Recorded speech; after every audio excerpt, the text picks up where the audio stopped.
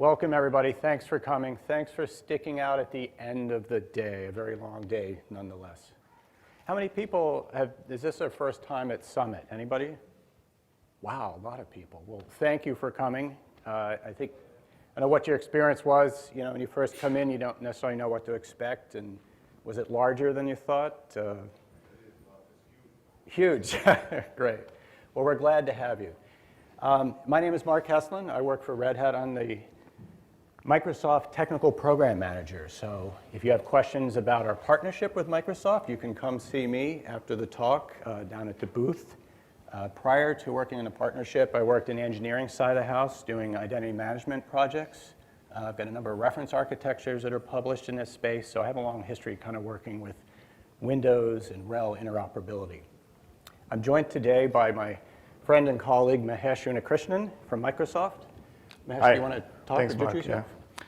I'm Mahesh. I'm a program manager on the Azure AD team. I work on Active Directory, both on-premises Windows Server AD, as well as this new service called Azure AD Domain Services, which is really a managed AD offering in the cloud. I'm really excited to be here and would love to talk about this service with you. So thanks, Mark. Thanks. So we have three simple goals today. Basically, we want to introduce you to the new service. So this is a new managed service being provided within Azure. So we're going to drill in and talk about that, what it does, what it's capable of doing. We'll show you how it can be used, where, when, why, all that. And then we want to show you how you can take on-premise applications on RHEL and lift and shift them, is the term that we use, into the cloud. Before we get started, I actually had a note from facilities. Apparently somebody with a 24-karat gold Rolls-Royce is illegally parked outside. License plate D-Trump. D-Trump. Does anybody know this person by any chance? You might want to have them move their car, so thanks. Okay, all kidding aside. A little slow burn there to get started. Okay, so here's the agenda we put together today. First of all, we're going to do an overview about the new service. We're going to drill down, we'll show you what it's about, give you the overview, features, we'll go through that. Next, we're going to talk about the different versions of AD. So obviously, a lot of people are going to say, well, wait, we already have a number of Active Directory versions. You know, why do we need another one? So we're going to go through that and explain that piece. Next, we'll talk briefly about components. Anyone that's come to my talks in the past knows I tend to spend a lot of time on components. This year, it's stripped down, 3 slides, that's it. We're going to lean and mean. Next, we're going to talk about a cloud configuration. So how you're going to take RHEL virtual machines in the cloud, integrate them into the Azure Active Directory domain service. Then we'll take that a next notch up in the next section. We'll do a hybrid deployment. So we'll walk you through how you take an on-premise AD configuration with Windows Active Directory on a Windows server, take those credentials, move them up into the cloud configuration. We've got room for a Q&A. We'd like to squeak in a demo if time permits. Mahesh has brought a laptop. We're connected now on Azure. We've got some configurations that we can show people.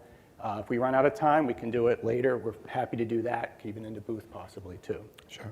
All right, and then features and summary. So Mahesh, why don't you start with giving us an overview of Active Directory? Just a quick show of hands. How many of you are familiar with Azure, have used it at some point in time? Heard about it? Okay, cool. So it's that other cloud. You're probably aware of Amazon Web Services. We're the other cloud. So before we sort of get started, I'd love to talk to you about Azure Active Directory. Now, the name seems to suggest it's just AD running in the cloud. It's a lot more than that. So we don't really just have domain controllers running up in the cloud providing you that service. We've designed it from the ground up to be an internet directory. And it's essentially designed to be the backbone for all of our cloud services like Office 365, Xbox, Dynamics CRM, and essentially all of our cloud services. We then took it a step further and essentially integrated with a whole bunch of other SaaS applications. It's been designed to work with industry standard protocols, things like OAuth, OpenID Connect, SAML, WSFed, and so on. And so it gives you a great way to federate authentication, to sign into these applications. And with some of these 2,500 odd applications, we essentially can provision users directly into those apps as well. So a bunch of these rich kind of integrated stories. Apart from that, it has support for multi-factor authentication. It connects to your on-premises AD so that you can synchronize users, groups, and passwords from your on-premises AD up into the cloud. And now your end users can use the same passwords they use on premises when connecting to cloud applications. Apart from that, we've also started working on some capabilities like B2C, which is essentially a way by which you can connect a business directory to consumers. An example for that is Real Madrid, who use Azure AD to connect out to their fans, and they have millions of fans on their applications. People use their social, Facebook, Google kind of accounts to sign in, and they can hook it up with Real Madrid's infrastructure. Everybody here knows Real Madrid, right? Football fans? It's a soccer club over. All right. So the other thing I wanted to talk about is Azure AD Domain Services. It's a little bullet here. It's a sub-service of Azure AD, and it's really the focus of some of our talk today. It was designed to make it easier to deploy virtual machines and other infrastructure in Azure. And the way it does that is it offers you the same directory services you get with Windows Server AD on premises up in the cloud, without you having to manage, patch, or monitor domain controllers. And we'll get into some more details there. But I wanted to stress that it's kind of a sub-service of Azure AD.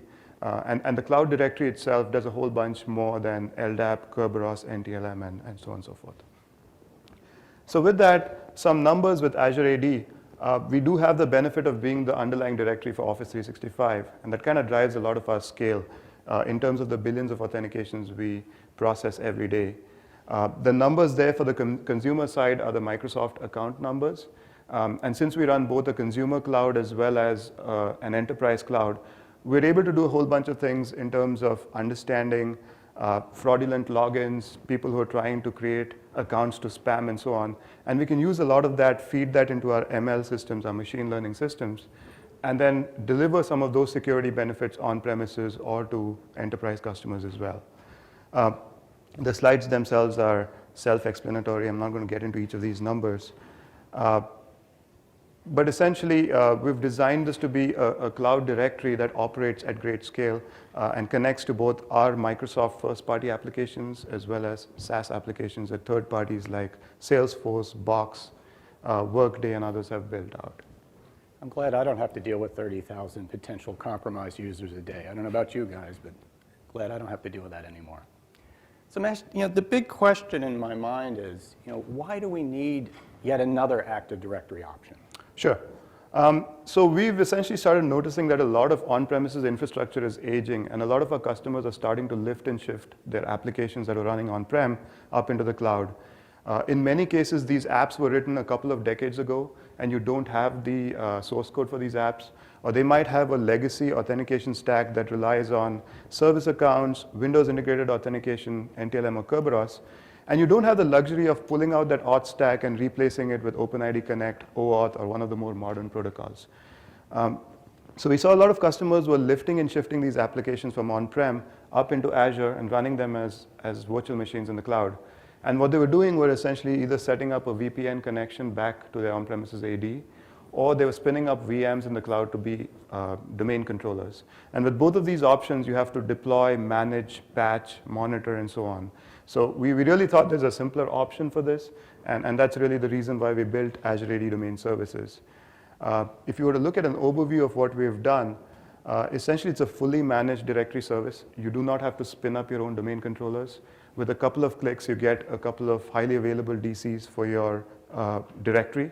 It synchronizes all of your credentials from on-premises, so people can use the same UPN suffixes, the same passwords, the same credentials they use to sign in on-prem up in the cloud. It's designed to essentially give you a lot of features with a simple two-click kind of deployment. I'll show you how to set it up. You go to the Azure portal. In about 20 minutes or so, you'll have the first domain controller, and another 20 minutes from there, you have a second domain controller to give you HA. What it also does is allows you to do things like domain join. So if you've got virtual machines running in Azure, you can have a single administrative account. You can use group policy to secure these machines, push out policies to these machines, and so on. And with realmd and SSSD, you also have a very simple way to take Red Hat Linux RHEL VMs and join them to this managed domain. You don't have to do anything different. It's exactly the same as joining an on-premises AD. The other features we have are ldap read and bind, as well as NTLM and Kerberos authentication. So there are ways by which you can take your on-premises passwords, synchronize the hashes required for NTLM and Kerberos up to the cloud, and then use those exact same passwords to sign into apps. Recently, we also released support for secure LDAP, which means you can now connect to your directory over the internet from another cloud, from another network, and it gives you a great way to essentially use applications that connect to the directory over LDAP, query group memberships, query computer accounts, all of those kind of capabilities. You can create your own custom OUs and create accounts in there for machine accounts, service principals for applications that need to do Windows integrated auth.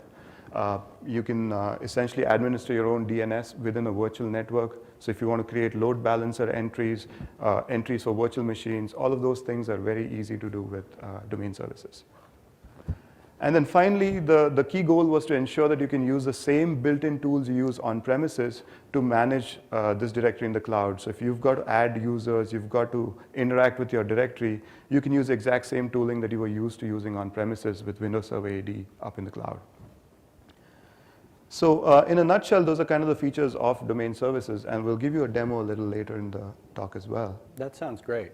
But Mahesh, the question is just gnawing at me still is, there's all these different Active Directory options out there, so how do I know which ones to choose from, right? Sure. So for instance, I'm familiar, as most of us are, with the on-premise deployment, right?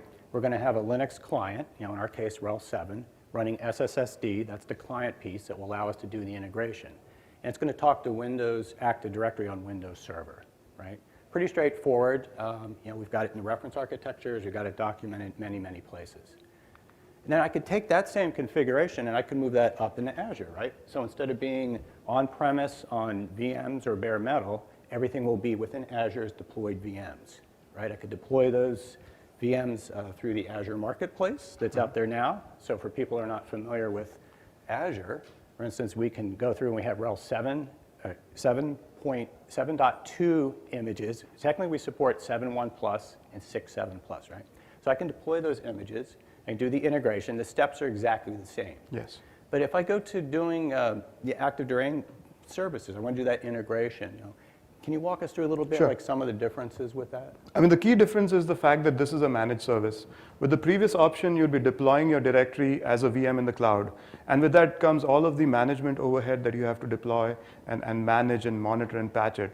You have to worry about whether replication is happening with your on-premises AD. You have to monitor it, troubleshoot it. You have to ensure that you provide availability by spinning up multiple instances of the domain controllers, ensure they're in different availability zones, so if the Azure region were to go down, your infrastructure survives that, and so on.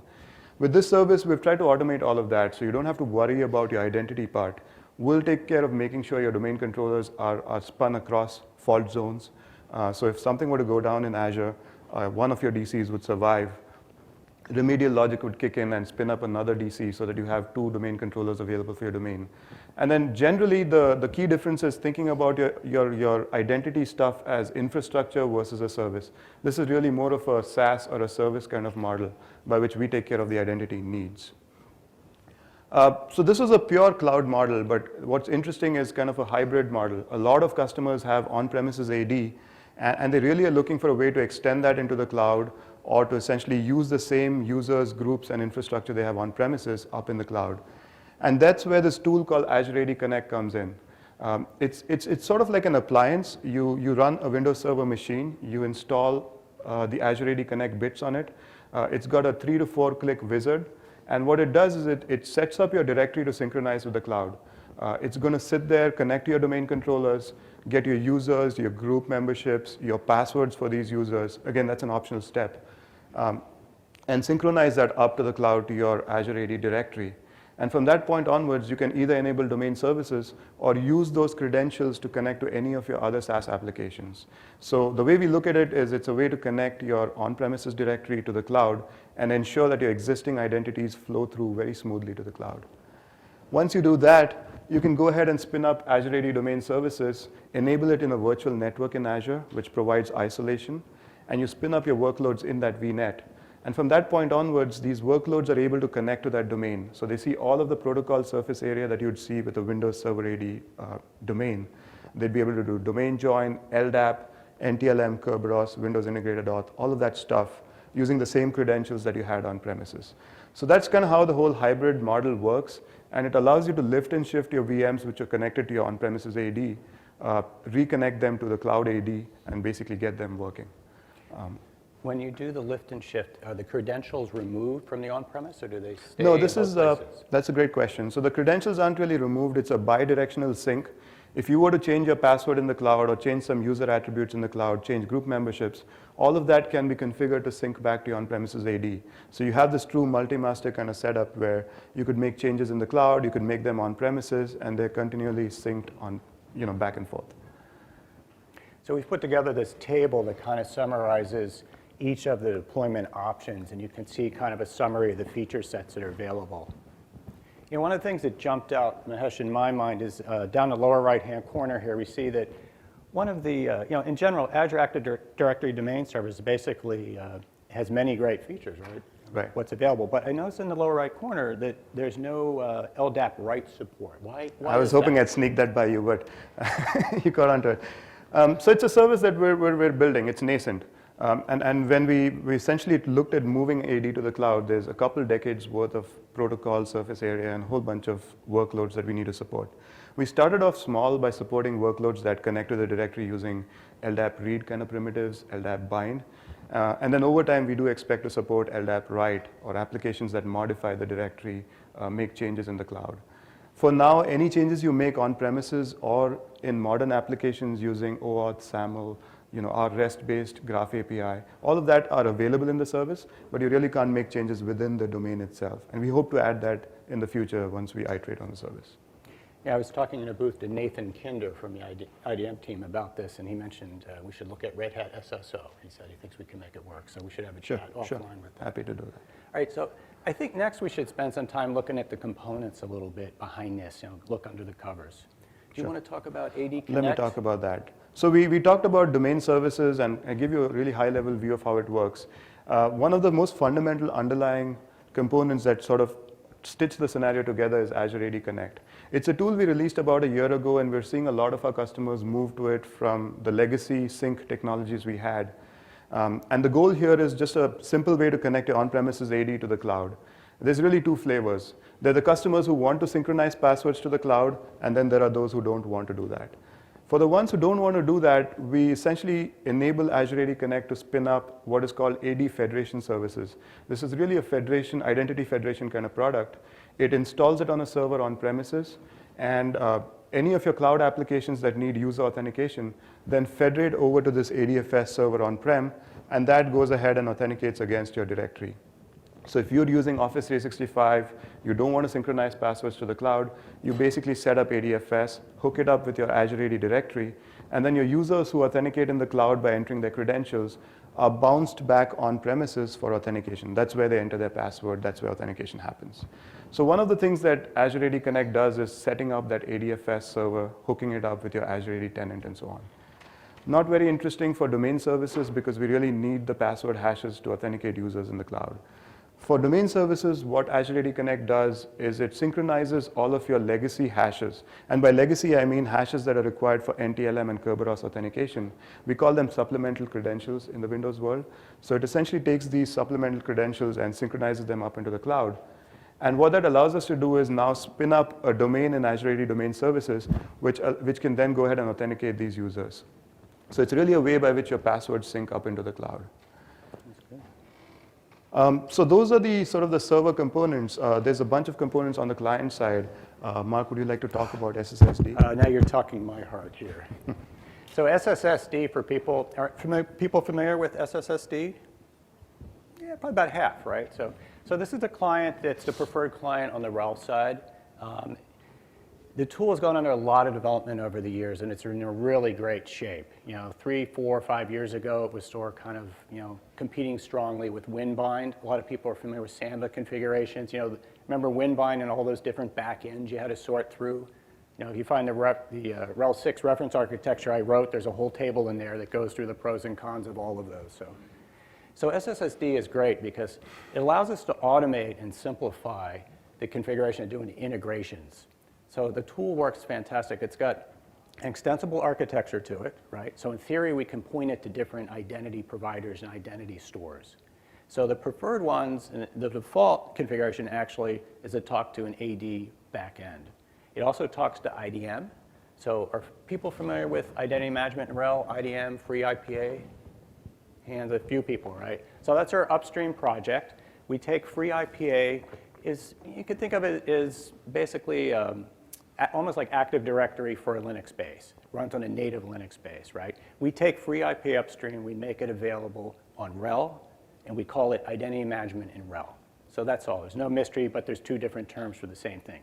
SSSD is the default client we use to talk to the IDM servers. So when you configure any clients in an IDM domain, underneath the IPA install is going to configure SSSD for you.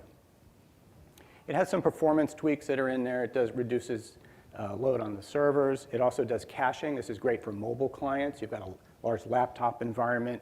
You don't have to re-authenticate every single time. It's put into sleep mode and put back on. And new in 7.2 is file sharing capabilities. So SSSD also has the SMB. One of the libraries is built in with it, so you can actually do file sharing. This is new, and a lot of people are interested in having that capability. We see a lot of customers that don't. Winbind and Sandbar are kind of it's a mixed environment. People really love it, and there's other people that are kind of mixed about it, want to move away from it. This gives you a nice path to be able to do that. Now, one of the other tools that's really great in RHEL 7, we can also have something called Realm D. So this was done by one of our engineers out of Germany, Steph Walters. I don't know if anybody here knows Steph.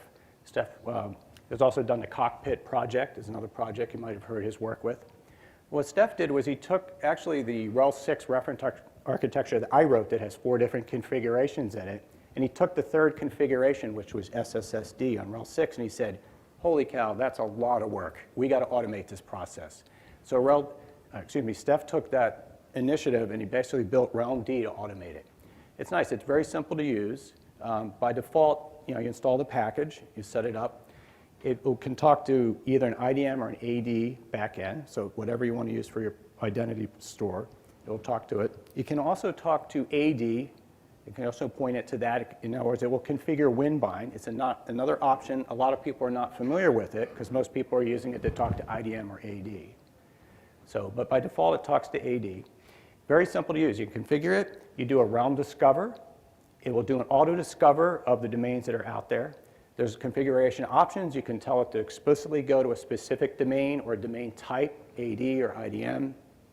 And then you do a Realm join. And what it's doing underneath the covers, it automatically configures krb5.conf, sssd.conf, and so on for you. So in the old days, if you look at the reference architecture, I have you manually go through and edit all those files, do joins, configure. This does it one fell swoop.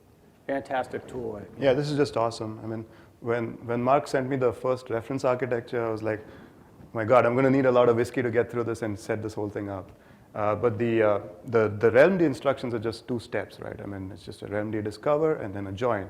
It's like really trivial, works out of the box with VMs that we have in the Azure Marketplace, and really a breeze to set up. So kudos, I mean, it's really awesome.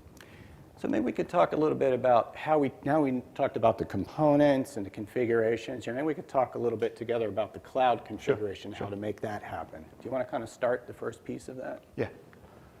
So this is what a cloud config looks like. So imagine for a minute that you're an organization that does not have an on-premises AD presence, or that you're just spinning up a dev test environment.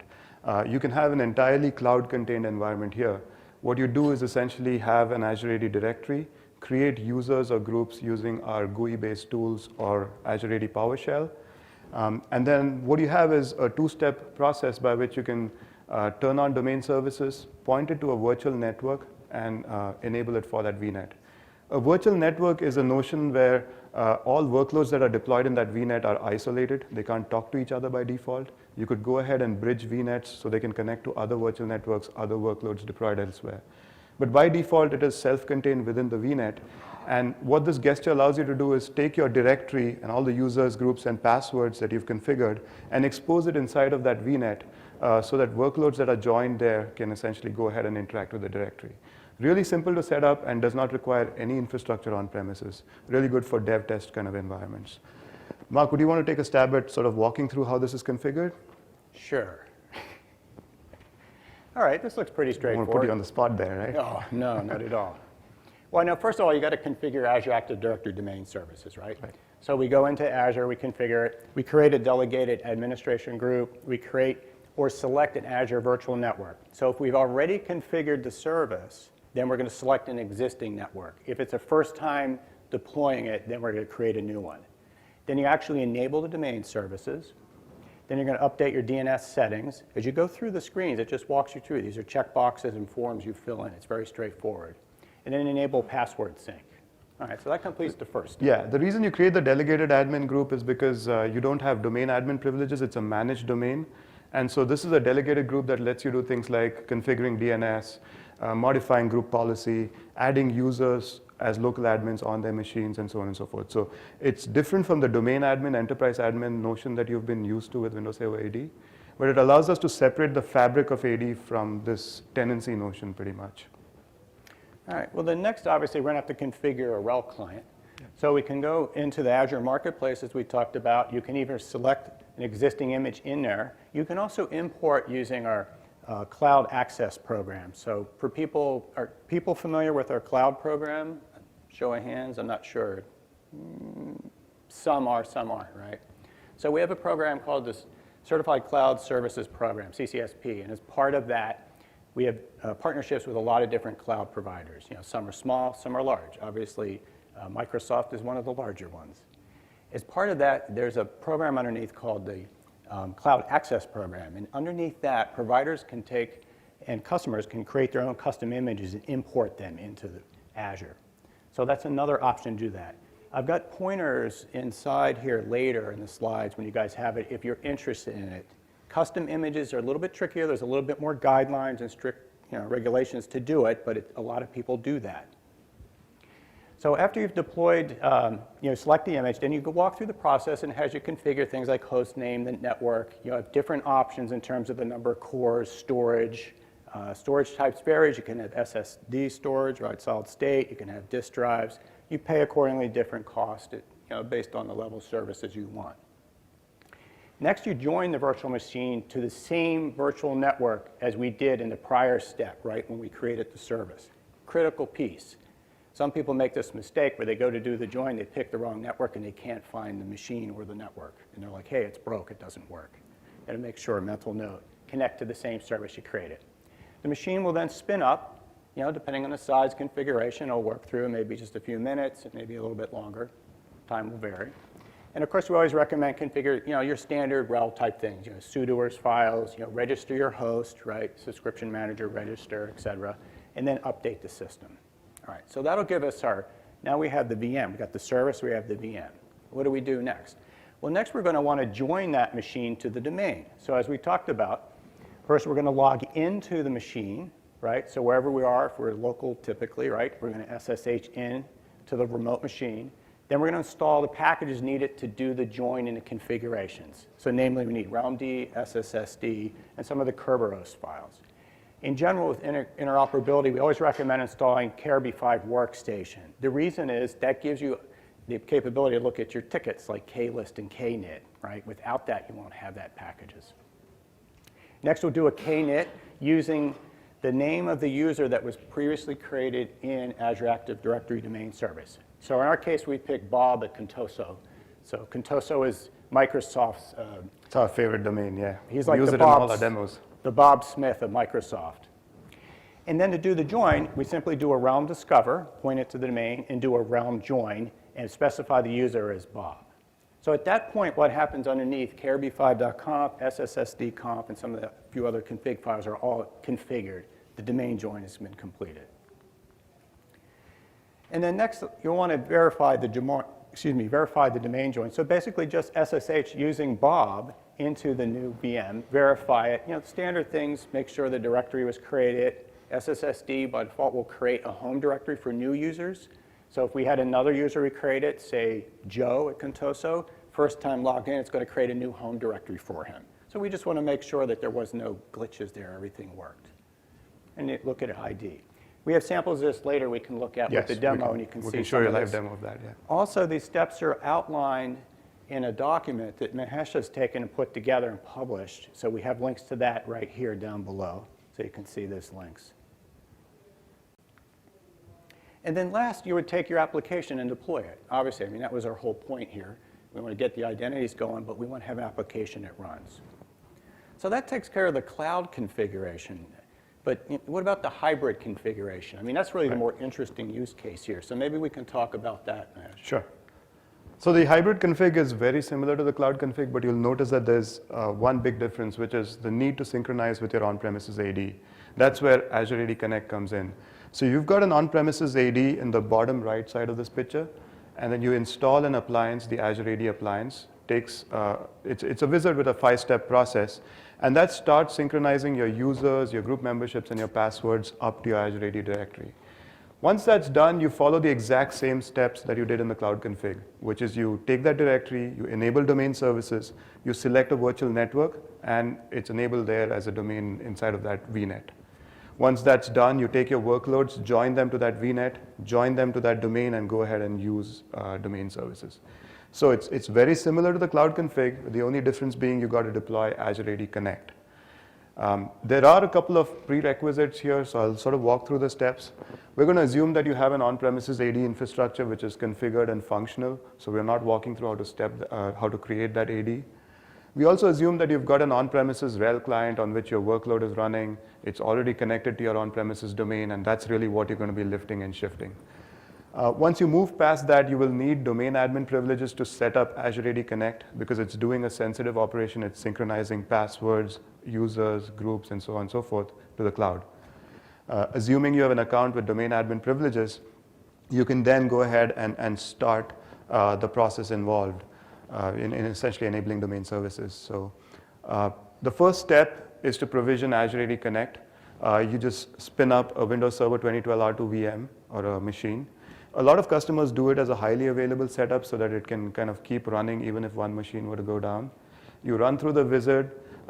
It's 4 to 5 clicks. You run it as domain admin. You point it to your domain. You point it to your Azure AD directory by entering credentials. And once that's done, it sets up a sync relationship. Now it's an ongoing sync relationship that's typically one directional from on-premises to the cloud, but you do have the ability to configure write back, which is when things that are modified in the cloud can be written back on-premises.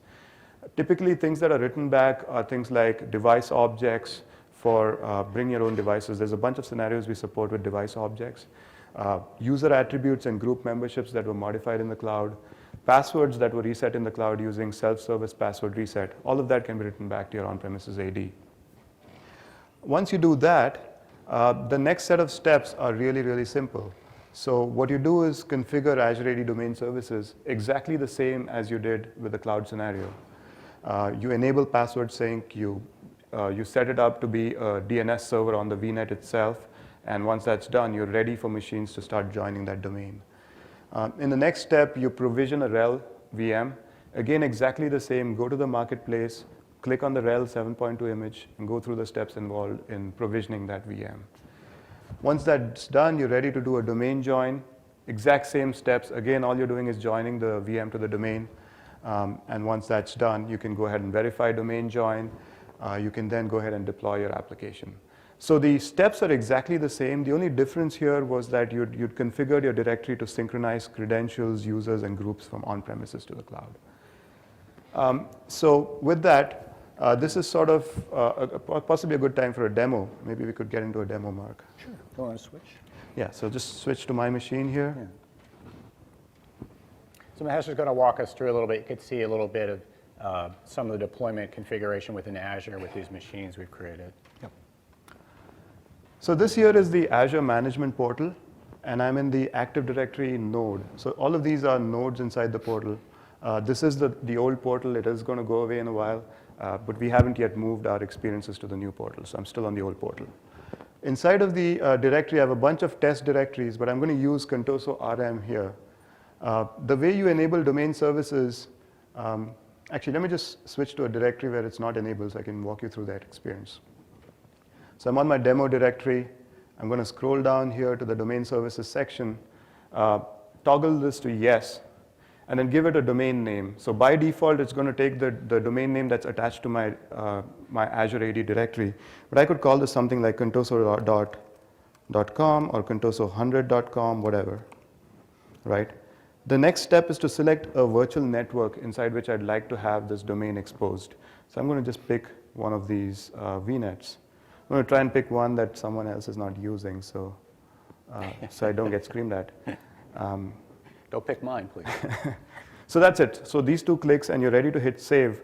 It's going to take about 20 minutes or so to spin up the first domain for your domain controller. But let's do the cookery show thing and I'll show you a domain that's already been configured. So this is my Contoso RM directory. You'll notice that I've enabled domain services for it. I've called it contosorm.com. I'm going to mirror the exact same domain name that was available on premises so that my UPN suffixes and all of that can be used exactly the same way. Once you do that, you'll notice that it's been exposed to this RH Summit AADDS Vnet, which means that any VM inside of that Vnet can now see that domain. All I have to do is set that Vnet to recognize the service as a DNS server, and from that point onwards, machines can see each other, they can perform domain join, and so on and so forth. These are the 2 IP addresses within that Vnet at which the domain is available. And then if I'd like to configure secure LDAP, I can essentially upload a certificate and configure secure LDAP access to my directory. Quickly to jump into the directory itself, I've got a bunch of users here, and you'll notice that I have a mix of on-premises users who got synchronized using Azure AD Connect up into the cloud, as well as a couple of cloud users that I created right here in this directory. So it's really a collection of both on-prem and cloud users, and all of these will be available inside of my domain services domain. I've got the AADDS administrators delegated group that we talked about configured, and I've added Bob on-prem user as a user inside of that domain. Now, if I quickly switch over to a machine that is joined to this domain, you'll notice that I can essentially launch the AD Administrative Center, which is a tool that we use on premises to connect to domains. And you'll notice that it shows me the entire domain here. I'm going to move up 1 level. And you'll see here are all the containers inside. Whoops, click to zoom. Here are all the containers inside of my domain. Now, this is a managed domain, so all of the users and computers are in a separate container. You'll see AADDC computers and AADDC users. So all domain joined computers get added to this AADDC computers container. You'll notice I have 1 RHEL VM and 1 Windows VM joined to this domain. Further, if we were to go up 1 level, you can look at the users container. And once again, you should be able to see all of the on-premises and the cloud users that were synchronized from Azure AD Connect as well as that were available in the directory. There you go. So you can see Bob on-premises user, Fred cloud user, and so on and so forth. So I'll quickly switch to a RHEL machine that's joined to that domain, and you'll notice that the home directory has been initialized. If I use the ID command, it should show me all the group memberships for that user as well. Seems to be taking a while. If the Wi-Fi's. Oh, yeah, could be that. We're sharing the Wi-Fi with everyone else, I think. There. Okay, well, you can get back to that. Right, so I think that was all I had to show here.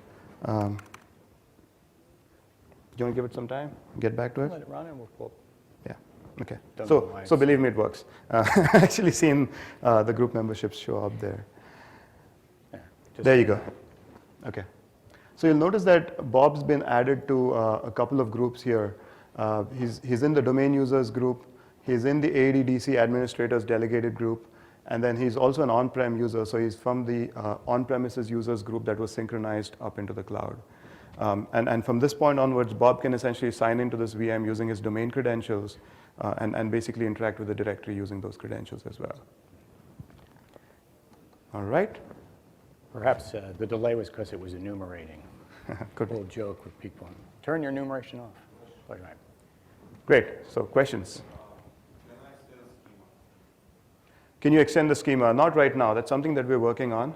I'd love to understand what schema extensions you typically use.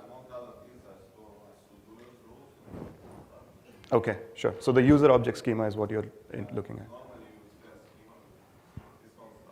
Okay. So one of the things that would be great, we're talking about this several times over the past several days, is it would be really useful to understand the workloads that people have. So if you have questions like that or you have a need for things like that, that would be tremendously Absolutely. useful to feed back. And then will help us project forward for years forward, looking, what kind of things we could do next year, what other use cases, as this goes into GA availability for us in RTM on the Microsoft side. So I have a good visibility and good understanding into what. I know SSST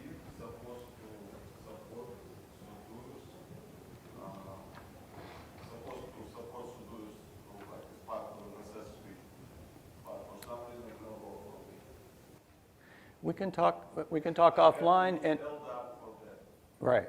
We can talk offline, and we'll have a chat with Dimitri and the IDM team, because this is their bread and butter, and I've worked with them quite a bit. So it sounds like it might be more a server-side issue to me, but let's talk afterwards, and we'll take it offline.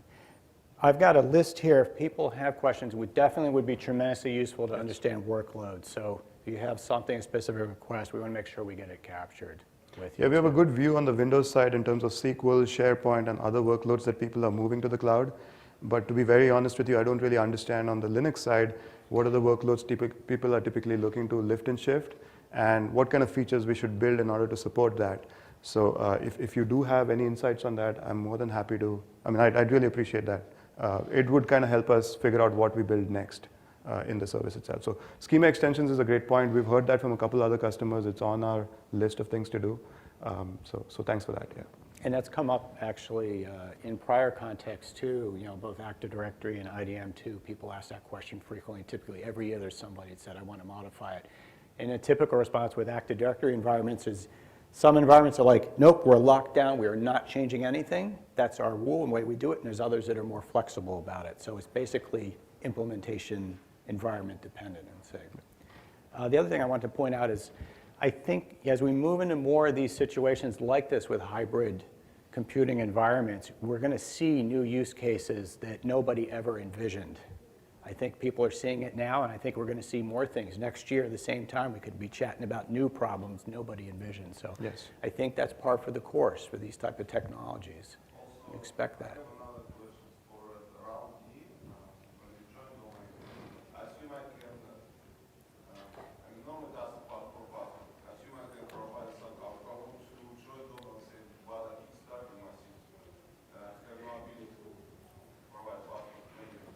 Sure, it might be because trying to get some input interactively, so we might have to just configure, preload it. Yeah, yeah, we could chat. I'll get you connected too with, I'll get you connected. Right.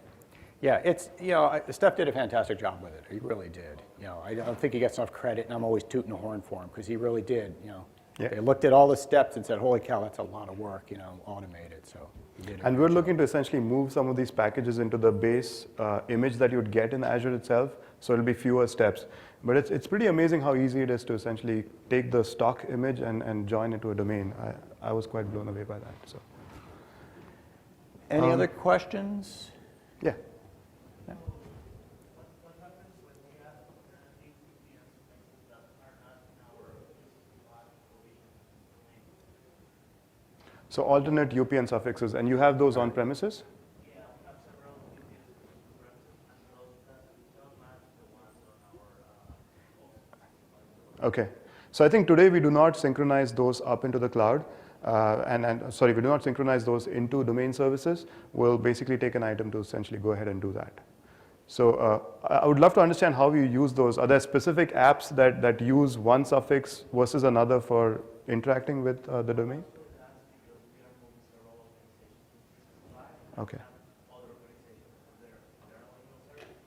I see.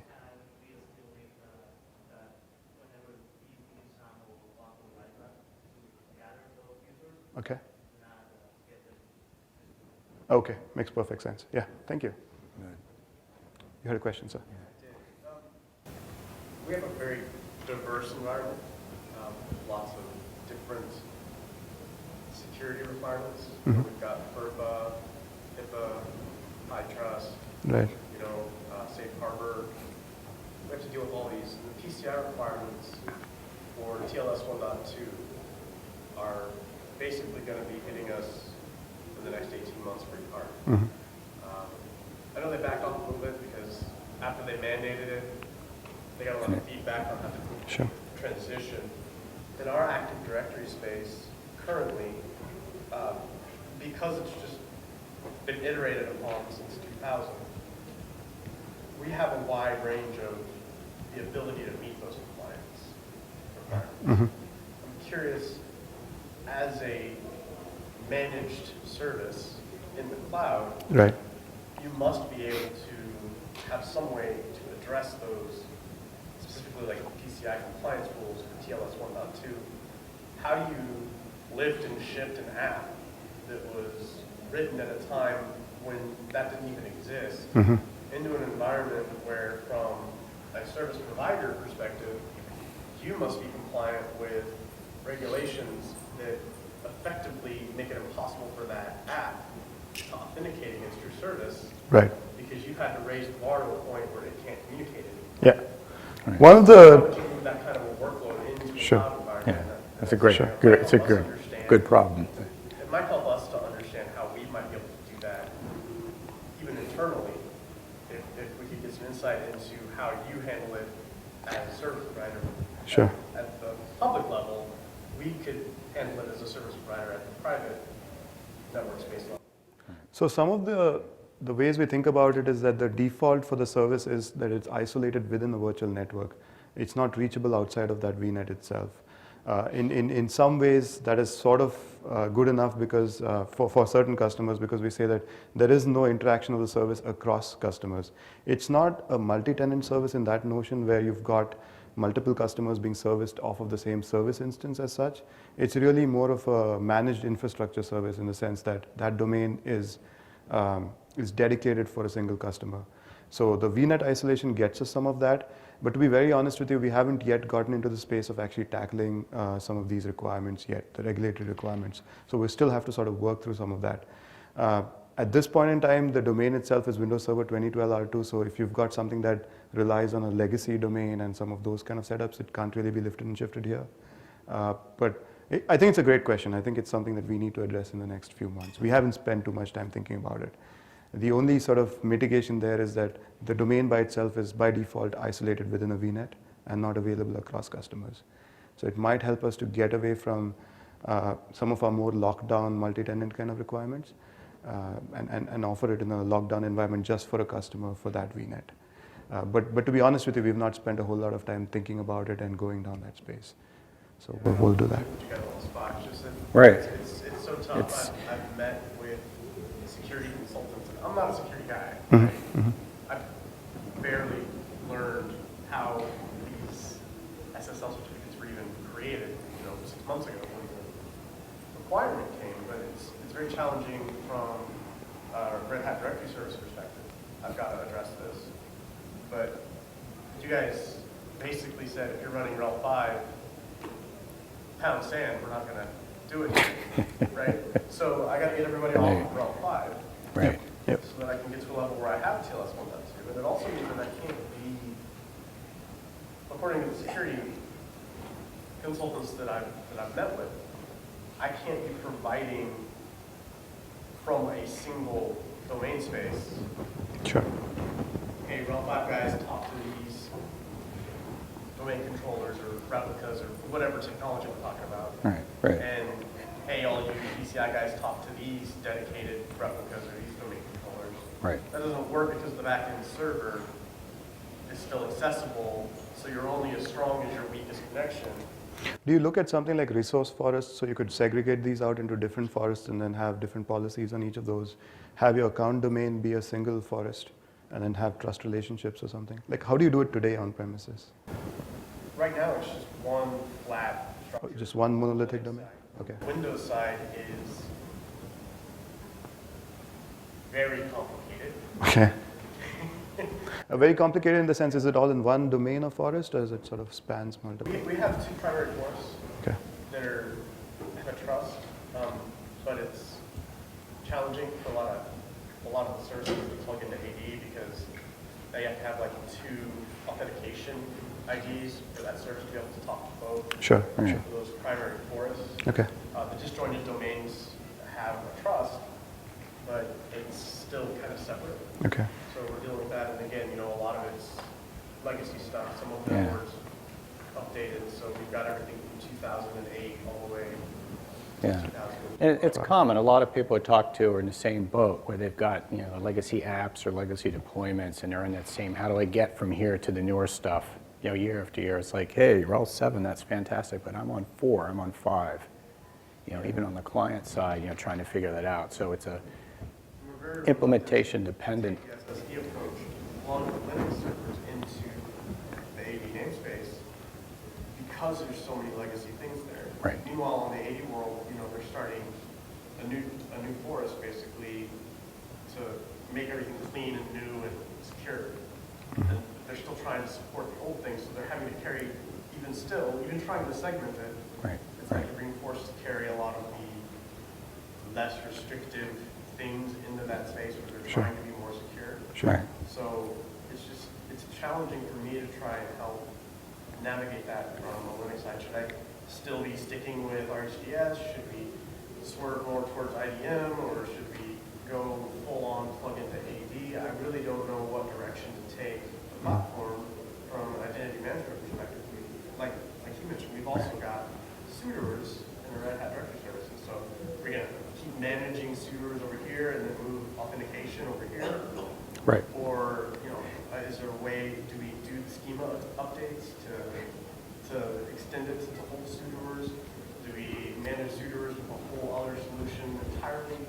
These are all very complicated questions. I'm just curious what So most, you guys might be seeing as sort of a trend, or well, in general, with Red Hat Directory Service, most people are suggesting moving over to IDM in the long run. So I would suggest I don't want to cut this short. We can talk more, though, offline. We'll continue this, and we'll pull in Dimitri, too, because these are the kind of things that they like to hear about, too, and we'll discuss it. Pull it on. I just want to move on a little bit, if it's all right with you. But afterwards, we'll come by. We'll talk more. Yeah, and if I can get your card, I'd love to follow up as well, please. Yeah, these are challenging. Well, basically, I think, just to wrap things up a little bit. So on the futures, it basically, everything, just to reiterate, in tech preview today, right? Azure Active Directory Domain Services. Targeted is a fall release to actually be a GA. So we're looking for that. The note here that, Mahesh, and obviously is as program manager, for this program, for the product, is looking for feedback. So we're welcome that anytime. We've got business cards here. We want to sync with people. I've got a notebook we can take. We'll talk offline with a few folks, too, and get more information on it. Yes. You want to summarize? So to summarize, the service is available in public preview. We expect to go GA in a couple months' time. Right now, we're targeting lift and shift kind of scenarios, largely around infrastructure services. We expect in the next few months, we're going to be more deeply integrated with a bunch of other workloads. One that's currently in preview is setting up a secure Hadoop cluster that's running on Linux, basically, and using domain services for Kerberos authentication. And so over time, we do expect to essentially integrate with a whole bunch of services in the cloud, things like remote desktop, virtualization, and so on and so forth. For now, a lot of the scenarios are targeted around LDAP read, domain join, NTLM, Kerberos, those kind of workloads that require authentication against the directory. We're trying to make it as simple as possible to set it up, a couple of clicks. You notice it's a 2-click experience to set up. And we're going to try and keep it that simple so that it's not as complicated as setting up a new domain controller, promoting replicas, and so on. And then eventually, we expect that as more and more apps get lifted and shifted there, that you'll be able to essentially develop, test without worrying about identities. So we can essentially have the service take care of that for you. Would you like to summarize the Red Hat part of it as well? Because I noticed. Well, obviously, we're fans of Realm D, so we like Realm D and how it automates the process. I mean, it works great for this use case. I know when I first met Mahesh and we were talking, and we sat down, did face-to-face in Redmond, first thing he said to me is, I love Realm D. So I have a fanboy on the Microsoft side, so I'm like, that's good. And if there's anything else that we should be putting into the base image inside of Azure and the Azure Marketplace that would make it easier to lift and shift your apps, please do send us that feedback as well. It's not me that works on it, but I'd be happy to share that on with my colleagues. And I think Mark essentially has contacts there as well. Yeah, and I just want to make a couple of closing points too. So we have a couple other sessions in the IDM space. So all the years I've done identity management talks and presentations, I always feel like Scotty in the engine room, right? It's not necessarily the most glorious, sexiest thing out there, but it's essential. Everybody needs identity management. And these questions that, are challenges and problems with that. So everyone's always looking and has these interesting issues with it, and we're all working together to solve them. So there's a couple other sessions I just wanted to note here. So tomorrow, I think in the same room, so 2005 is all the security tracks. So there's another talk. You might want to check it out and see some latest stuff on IDM, some of the solutions, if you haven't seen it already. And then on Thursday, same time frame actually, Dimitri will be here with Ellen Newlands, the product manager. Dimitri Paul is our engineering director of the IDM and security team, so they'll be here too to do a talk. They did it last year, and they'll be here doing it again with an update and roadmaps, and they can talk about good forum for your question. We can talk with them about it a little bit. And in the slide deck, so when we'll post it, there's lots of pointers to a lot of this material in the references section I've put in there. We have the Getting Started with Azure AD Services document that was put together by Mahesh. Has all the steps we went through with the cloud deployment, lots of pointers in there. Mahesh unfortunately has to leave and go back up to Redmond tonight, so he's going to be heading back out. But I'll be tomorrow at the Red Hat Microsoft pod, so if people have other questions, come see me. Right next to us, conveniently, is the identity management pod as well, so stone's throw away. So we'll be there. And with that, thank you very much. And don't forget to fill out your surveys and put feedback in there, particularly new things you're interested in. We'd like to hear it. You can put that in the surveys as well. That's it. Thank you. Thank you so much, folks. Thank you.